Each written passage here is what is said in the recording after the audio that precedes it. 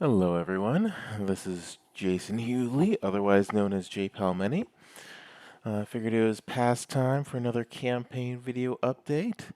So sorry I was a little late. This last week's been a bit rough for me, but trying to get back on track. So this next one coming out, which will be a video of a new squadron, will be on time. But this week we're going into the actual campaign itself. So I've got 8 players, 2 for each faction. So it's going to be a 4-way fight, which is going to be very interesting. Um, and I'll just go straight into reading some of the narratives that they wrote up. One of the things about this campaign is just the narrative aspect, which is a lot of fun and something my players enjoy. If you are on the main or the Armada Hub Discord, I've put in a thread for narratives, and so you can go read through all of them. But if you're not, or if you're not inclined to do that, I'll just read through a few of them right here. So, first up, got the Imperials. Uh, as you may or may not remember, the Imperials have to select their homeworld, and whenever they do, they move that planet location's loyalty uh, by 8. So basically, you basically set your capital down, and then you make it a lot more loyal to you. So, first we have Discord. Vice Admiral Kruss has arrived with the intent on making his presence felt. Despite being more of a government official than an experienced naval commander, his recent promotion had gone to his head. Alongside the impressive flagship Bedlam, which is a superstar destroyer, that came with the promotion. Fortunately, he is the counsel of the Tortuga Commodore Hespin Luna, who had prior experience fighting the rebels in and around this sector, particularly on Lothal. So surely the added complications regarding these time rifts would pose no severe problem, so he could focus on more important matters, especially given Lothal was the apparent source of this disruption. First of these matters he was to address was establishing a base of operations, which to command absolute authority and prove he was deserving to becoming the Moth. To this end, the planet of Adelon was besieged seemingly out of nowhere, Kruss and his fleet appearing in orbit, immediately initiating a purge of the rebel cell present, who were forced to scatter and evacuate in the wake of the Vice Admiral's active war. Surely this would make his intentions very clear. Adelon was to be but the first location that would come under his heel in order to impress his superiors. All right, so Discord established his base on Adelon. This was a rebel held planet, so it was very strong in loyalty for the rebellion. But because of the that he was able to move it out by 8, he pushed it out of being loyal to the rebels. So what ended up happening was because of this, the rebels had the least loyal planets, and they were going to deploy last. It was interesting. I really enjoyed the fact that he brought his former commander, Hespin Luna. In the previous campaign, that was his major commander, and so I thought that was a nice touch. And then we next have Bob. So Vice Admiral Reniz was disappointed that his rival, Vice Admiral Kruss, had arrived first on the scene and was already causing chaos at Adelon. Reniz was an old-school career officer who served the Imperial Navy for over 20 years, working his way up from a small light cruiser on the Outer Rim to the captain of an Imperial Star Destroyer, and to finally the command of a sector fleet. He hopes that the recent time rifts would serve as a pedestal for his rise to the rank of Admiral. He is joined by Commander Vico, who is fresh out of Naval Academy.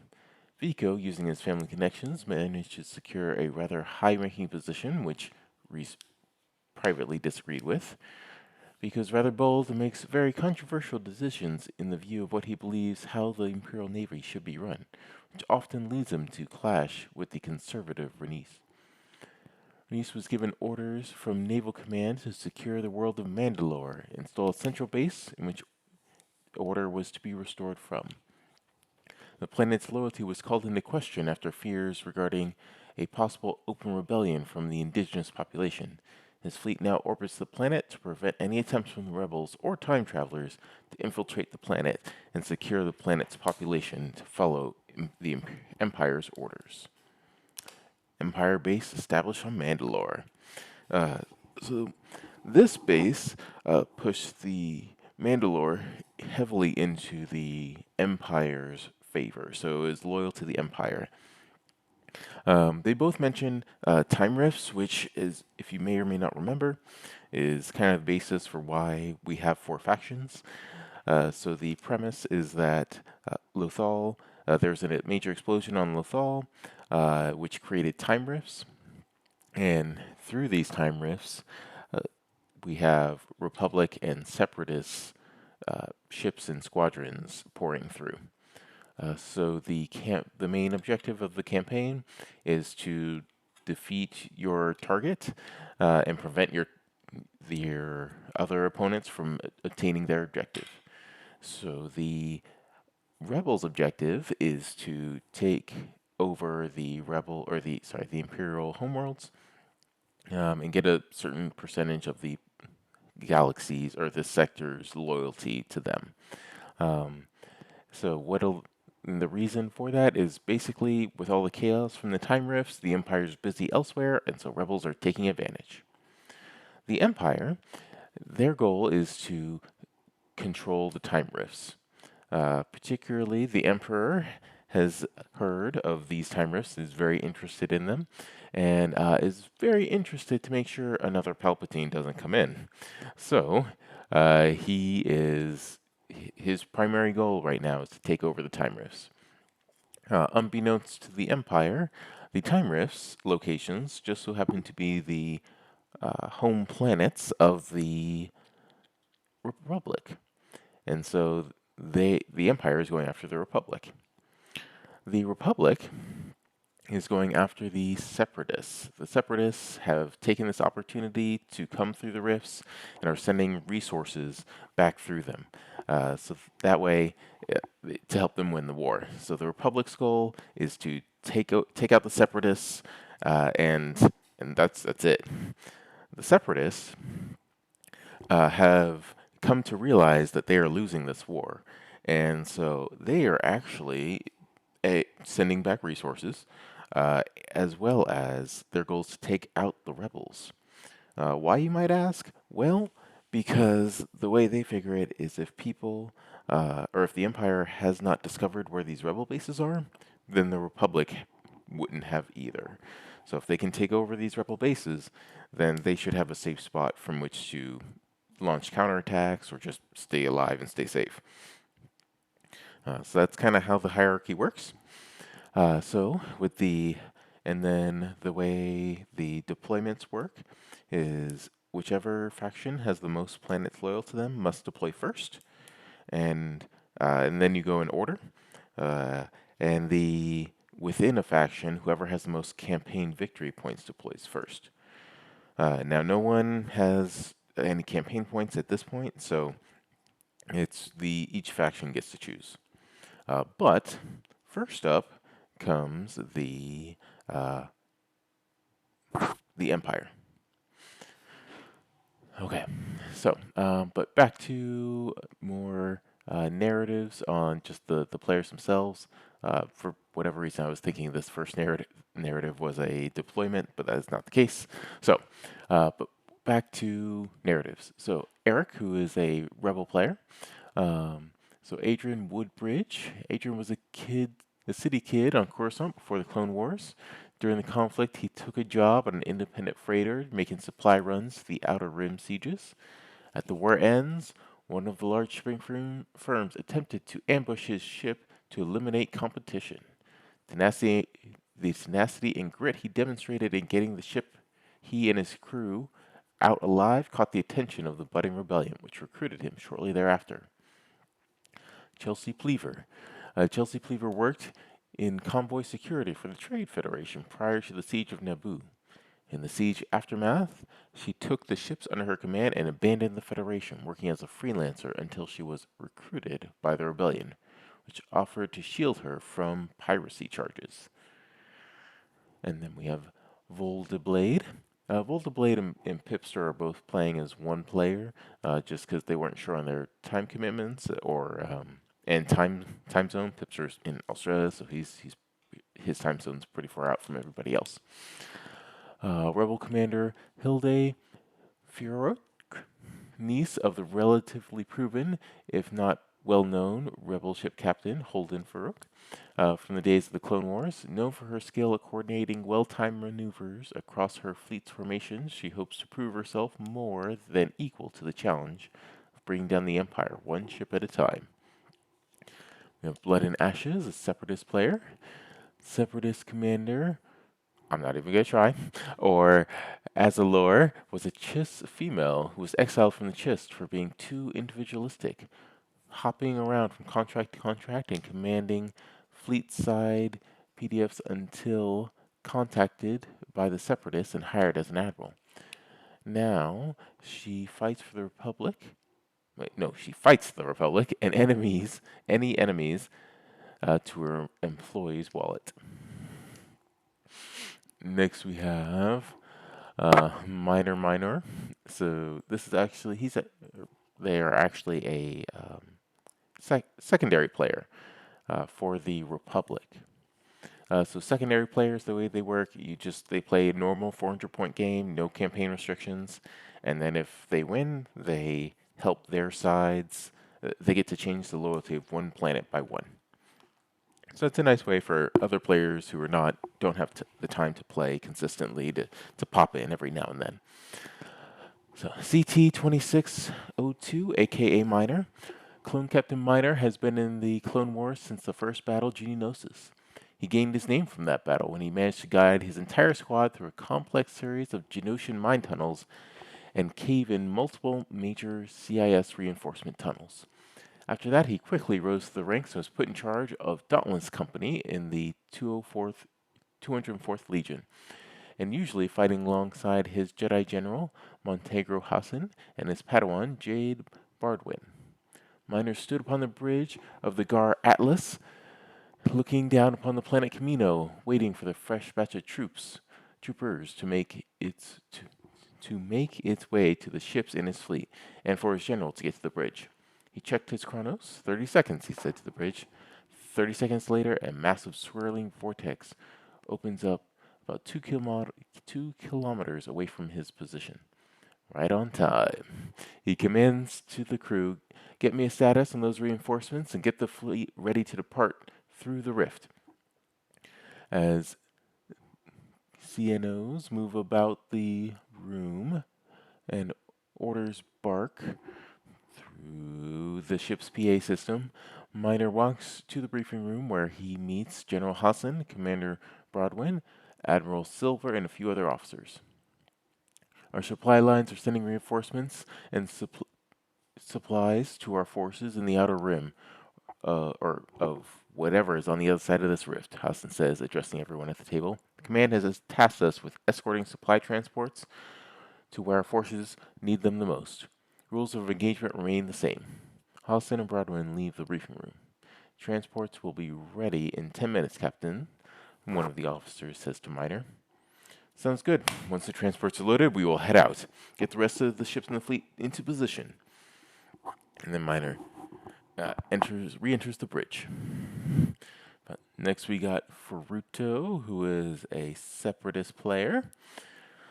TF-69 was newly awoken tactical droid. As he awakes on the production lines within the hidden depths of Geonosis, sitting with his fellow tactical droids, he comes to an interesting conclusion. Many of his safety features have somehow been disabled, meaning there's no limits to his sentience. Due to his malfunction, he saw major success during fleet engagements he took part in.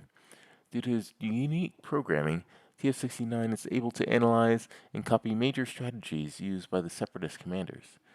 The strategic situation is becoming increasingly dire as the Separatist High Command have put the increasingly rogue droid in charge of going through portals to bring back much-needed resources. As TF-69 observes his newly observed command, he appreciates that he was allowed to bring along his fellow tactical droids, which he would hopefully break the safety limits on and turn his fellow Detroit droids independent. After arriving safely, TF-69 is fast at work refurbishing the space station's smuggler's den as a staging ground for his brave new world. And next we got Mercer, who is a Republic player. Early Clone Scouts reports indicates the worlds on the other side of the rifts are not unlike our own, but have zero specifics. All of the clones have been recalled to Coruscant. We weren't even allowed debriefings with them before they departed under heavy security details. What are they hiding? Commander, the rifts are 2 kilometers out now. Do you want to hold here? Asked the clone's helmsman. No, we have our orders. Proceed through. We have to cut off separatist supply lines and ready all squadrons, all batteries to fire upon separatist forces upon sight. But hold your fire on any other ships, replied Commander Karthtal. I want scans for the immediate area and nearby planets going through the moment we are through the rift, added the commander. Traveling through the rift was like entering hyperspace, but not. It had a different sensation, and the ship's computer systems went haywire while in transit. The operator said they were operating as normal, except each computer had a slightly different date and time settings. This caused minor issues, mostly things revolving around set schedules. Upon exiting the rift, all of the computers became resynced shortly after the first scan revealed nearby planets, ships, and normal activity. The fleet quickly dispatched a handful of separatists who attempted to enter the rift, and initial scans came back and we're still in the same sector we left. 2 more scans with the same result. The only difference was the date and timestamps. Hailing a cargo skiff, our communication officer was told the date and time that we were advised the Empire wouldn't be too happy if a bunch of old Republic-era warships being in the sector. Empire? The scan showed showing us in our home sector, but in the future? A transport was sent back to the Rift to transmit our findings to the Chancellor's office as ordered. Upon return, we received the same orders with a new directive. Seek and destroy the Separatists. Avoid contact with other vessels. Do not investigate the Empire. A warning was also received from the Chancellor himself. Do not break your orders again, Commander. No contact with the local populace. It's nice. I particularly enjoy the narratives, and I hope you do as well. If you do, please leave a comment as to which one you like the best, and we'll give a small credit boost to the player who gets the most votes. You can also go into the Armada Hub under the Homebrew. There's a thread, under the Homebrew campaigns. There's a thread for the narratives, and you can just give a thumbs up to the one you like the best. So that's an intro to all the various commanders, and then next we moved into deployments. Republic and Separatists had the same number of planets, so they were randomly selected to see which would go first and end up being Republic. For deployments, we have Commander Vico, decided to take Task Force 121 to make a patrol near Nar Shaddaa, as rumors that these time travelers have begun settling near there. Vico's also requested a probe droid ahead of his fleet to find any sign of the opposition and bring him early warning of an upcoming battle. So he spent 10 credits on Discover Local Garrisons. What Discover Local Garrisons does is if you spend it, you can spend it anytime a fleet deploys to a location, and if you don't want to, or it reveals a little bit of info about the fleet points of any enemy fleets. And then in addition, if you don't want to fight that fight, you're then allowed to drop out of hyperspace early and just not do the fight. Next was the Republic. So we have Rear Admiral Bira Trek, who, under orders from the Chiss Expeditionary Fleet and Chancellor Palpatine, had taken her sector fleet of the Gardeep Corps fleet through one of the localized rifts around Lothal. After encountering minimal local resistance from Separatist assets, he decided to strike out and secure additional forward base on this side of the rift. She's deployed Task Force 2 of Deep Core Fleet to Bespin to secure supplies of Tibanna gas for future operations. And then we have Pipster, who deployed Orion's fleet to Adelon, and Blood and Ashes, uh, who had a lot going on during that time, and so he had to kind of rush to get his deployment done. But so Alazor, having been shuffled through with extremely sparse briefings, sent out her first fleet on the test run to Endor. And then Discord Muffins, despite reports of rebel relief on force en route, no doubt seeking to undo the lockdown order he had enforced, Admiral Kruss and the Bedlam Operation Fleet remained deployed to Athlon. So this was definitely an interesting move. Deploying on a Republic planet meant that the Empire was a little risk in terms of if the Empire, if one of their homeworlds gets shifted to their loyalty gets shifted to a different faction, they lose 100 credits, which at this point was half their income per turn. So having deployed on a rebel stronghold was a bold move, interesting, and led to some definite repercussions, which we'll get to in a sec. Then we have Machi deploying his main fleet. So Rear Admiral Trike, in response to growing tensions on the side of the rift, decided to take the bulk of her forces to strike to contain criminal elements that made aid potential enemies. Dropping out of hyperspace around the moon of Nalhutta, she ordered her squadrons to interdict all local forces in a large show of force. And then we have TF-69, who was itching for a fight, decides to make a play in the contested skies of Nar Shaddaa. And Eric, as a rebel, scouts report back. Adrian smirks to himself. The trap is about to be sprung as his task force Manticore departs for Adelon. Discord Muffins. Perhaps it was fortunate for the Vice Admiral that he was not completely incompetent and did demand to see the data of his extensive orbital network that had gathered on incoming fleets.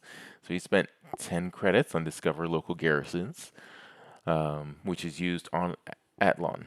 Now it's important to note it's not used on Task Force Manticore like it says here. It's just you deploy it to the planet. So any enemy fleets that deploy there, he gets some info on. Now, Vice Admiral Renice had heard reports that Kruss had begun to fight the rebels at Adlon at his base. Worried that his rival was about to seize glory and merit while he was guarding some Imperial base, Renice dispatched the Thunder Fleet to Adlon in order to knock down the rebellion and steal his rival's thunder. Renice, however, is a cautious man and sent out a probe droid of his own to confirm the report. So he deployed his main fleet, and he used Discover Local Garrisons, both to Adlon. It's something of note that I should mention now is that for this particular campaign, for the first round, they actually have two fleets. They have a starting fleet, which has a max of 400, and then a secondary fleet for another potential up to 200. It's for a total of 600. The reason things were done this way is because Pipster and Vold who are playing as one player. I wanted to make sure that they had the opportunity to each have their own fleet. Normally, you're supposed to start with 400 credits worth of fleet and just one fleet. But like I said, I wanted them to have the option to both do something. So everyone got an extra 200 credits worth of fleet points, but it had to be split amongst two separate fleets. And the max was still 400, just to keep the executor level SSD out of the picture, because in beginning rounds that chip is just egregious. As well as it keeps it in line with kind of what we should have happened earlier, which is just one fleet with a max of 400. So next we've got Mercer. Commander and recovery teams managed to salvage some supplies from the Separatists we destroyed when exiting the rift, said one of the dozens of clones on the bridge. And Tull responded, Were we able to recover where they came from? Flicking his data pad, he sent the report to the commander. Smuggler's Run, sir, reported the clone. Set a course for Smuggler's Run, Lieutenant. Orbital, jump when ready. Commander Karthtal deployed to Smuggler's Run with his first fleet. Then Blood and Ashes, having taken his second fleet out to Endor, Alazor would personally oversee a task force to Montrose. And Pipster, second fleet to Adelon. We didn't quite get to the narratives. And next we have Bob. So, Sir reports that large multiple warships dropping out of hyperspace looks like Clone War era separatist ships from Officer Welk. So the commander decided to pull out, do a full retreat, and the Empire will return. Task Force 121 retreats from Nar Shaddaa. So what ended up happening there, because Bob had used deploy local or discover local garrisons, he was able to drop out of hyperspace early because he had a 200-point fleet versus a 400-point fleet, and so it's looking like it was going to be a rough day. And then we'll go ahead and get to, we actually had a couple secondary battles, so I'll go ahead and mention those before we get to the main one. So a Republic task force encountered what they mistakenly took to be a civilian supply convoy while tracking a separatist frigate were engaged in a pitched battle when this militia mistook the fleet for an Imperial one. Commander, a civilian supply ship fleet just dropped out of hyperspace and appears to be moving toward the station, said the clone communication officer. Anakin is on the station gathering info on the separatists. Put us in weapons range should the station's command prove to be hostile. Sir, the civilian Nebulon frigate opened fire on one of our ARC-170 squadrons, exclaimed the clone, breaking up communication between the civilian ships. They believe us to be an Imperial fleet, announced another clone. Battle stations. Anakin, a civilian fleet has engaged us. You and Master are needed to get off that station now, declared the Admiral. Republic Task Force pushed through the rebel fleet, suffering heavy losses, but causing more damage than it received. News of this galactic battle reached the planet Utapau, and Republic increased Republic influence.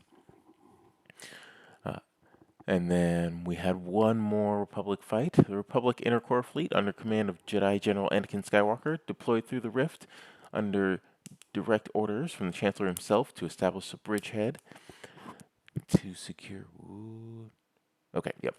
To secure a base of operations for the Chancellor's private operations in this new timeline. On board his flagship, the Acclimator II Implacable accompanied a pair of Venators and a tender consular. He encountered a strange fleet of warships. The centerpiece appeared to be a massive hammer-headed shaped vessel constructed out of scrapped star destroyers and was supported by several flotillas of civilian transports and a swarm of snub fighters. The mysterious fleet engaged quickly with some hollow messages about no surrender for Imperial scum or something along those lines. In general, Skywalker's forces responded with speed and ferocity, demolishing the enemy flagship in minutes under a massive weight of fire. The counter barrages were found to be particularly effective at overwhelming the opponent's defensive capabilities. With the loss of the strange vessel, the enemy starfighters and support vessels retreated to hyperspace. News of this galactic battle reached the Concord Dawn, and Republic influence increases. They decreased. They decreased Imperial influence. Okay.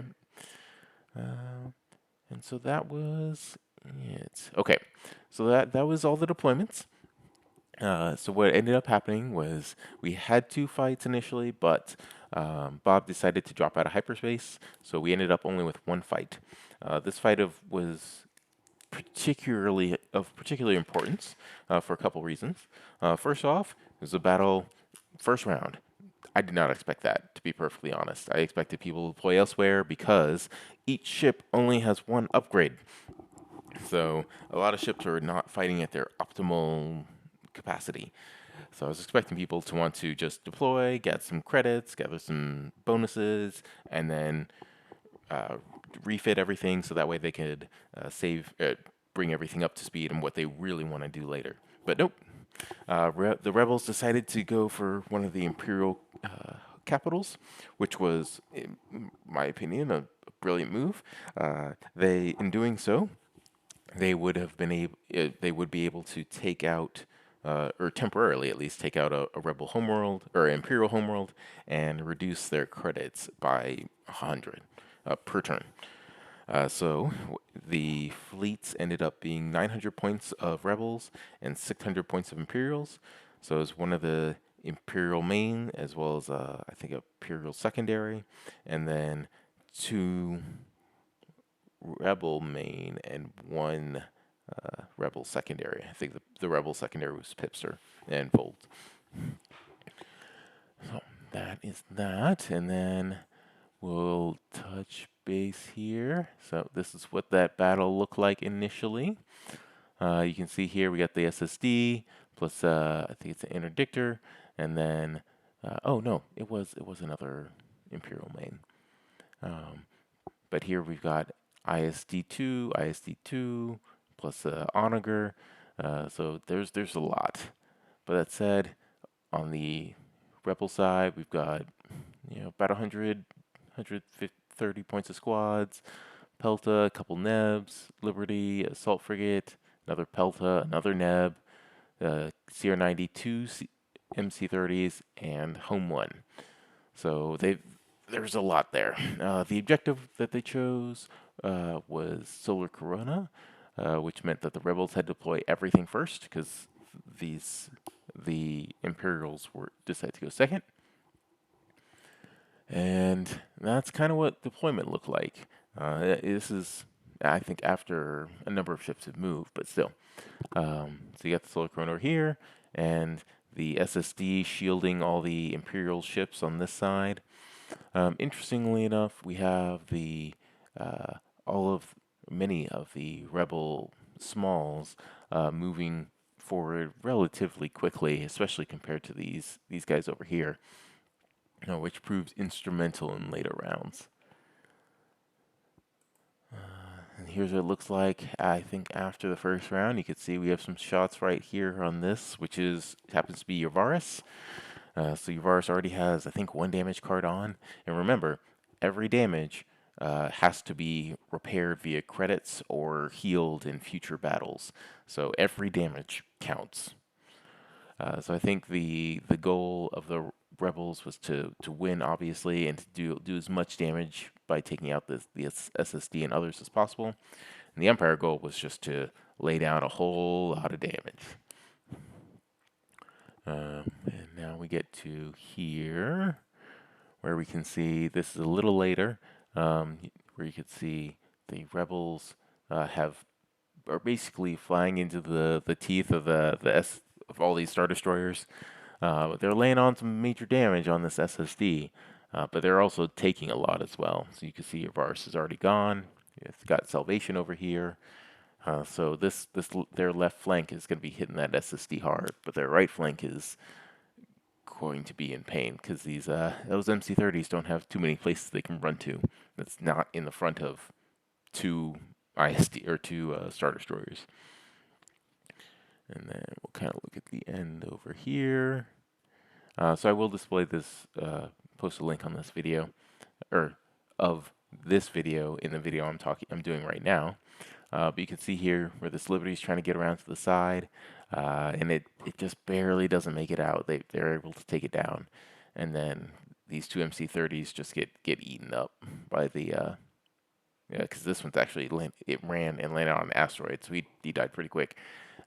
But then there's an interdictor back here, preventing it from fleeing, and all of this. It was pretty painful. And so, in the end, this was the end result. SSD dead, interdictor dead, and the only things living were all the squadrons, as well as the MC80, and Assault Frigate, and 1 CR90. So it was a win for the Empire, 600 to 300. So they were quite pleased with that. So now we'll get to the narrative they wrote up. The Bedlam Superstar Destroyer prototype that had been granted alongside his promotion to Vice Admiral was a symbol of imperial might, was the main reason he had pacified the uprising on Edelon so easily and efficiently. Its mere shadow ended fights before they had truly begun. Therefore, the immense damage it had suffered over those same skies as the rebel fleet defied all intel they had on the sector and arrived to show their pointless but passionate show of defiance was more crippling to Crust than the credits he had to pour into its repairs reflected. His icon of fury and dominance had been fractured, but he would not allow this to occur again. Surely this was no folly of his, but rather a lapse in security, allowing the situation to occur in the first place. A rapid change in management would follow, as Vice Admiral Crust set about employing and distributing officers and crew aboard the Bedlam, as he knew it would be obedient to a fault, or that he knew, while at the same time managing to have several current officers relieved of duty, spending a considerable amount of time dealing with both propaganda and official imperial inquiries, redirecting blame, hiding how threatened by these insurgents he truly was, ensuring the galaxy that Adelon is a stronger icon of imperial truth than ever before, and the petty rebellion defeated here today reinforces that I have the public's best interests at heart and will continue my work to develop a unified, impenetrable defense against those anarchists who would see our order and peace broken. Behind those words of glory and victory lay a damaged Imperial fleet and vast maintenance costs that would set the Vice Admiral back for some time. But such weakness could not be exposed to the public eye, nor to his rivals, as the other Imperial warlords had served alongside him were almost as much an adversary as they were an ally. So I thought that was a nice write-up. Yeah, it was a good battle, good time overall. So at the end of this, because the Empire won, they shifted the loyalty even further towards them, and even though they had suffered some notable damage, the rebellion had as well. So it was good times. With that, at the end, the what the let me get back to it. Oops, wrong one. Let me go to this one. Okay, and it should be this. All right. So while the rebels and Empire were duking it out, the Separatists and Republic were busy running around capturing planets. And so you can see here, this is kind of what it looks like at the end of round one, with the rebels having 4 planets. Imperials, I think, had 5. Maybe it was 6. Should be one more. Sometimes these little icons will get stuck beneath, but they should have one more.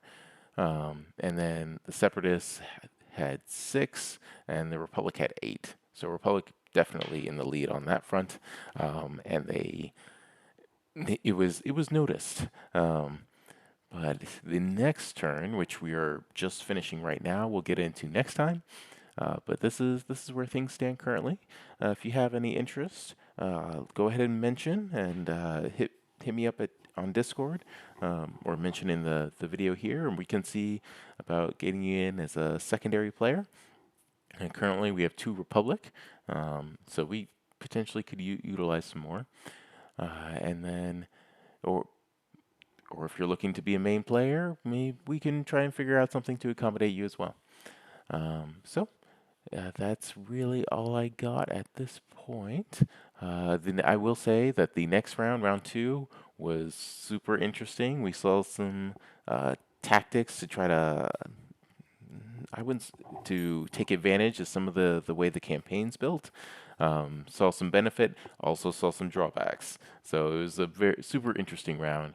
I look forward to talking with you guys about it in 4 weeks, because next week is going to be a reveal of another homebrew squadron. So with that, I'll let you guys go, and good flying, and hopefully we'll see you soon.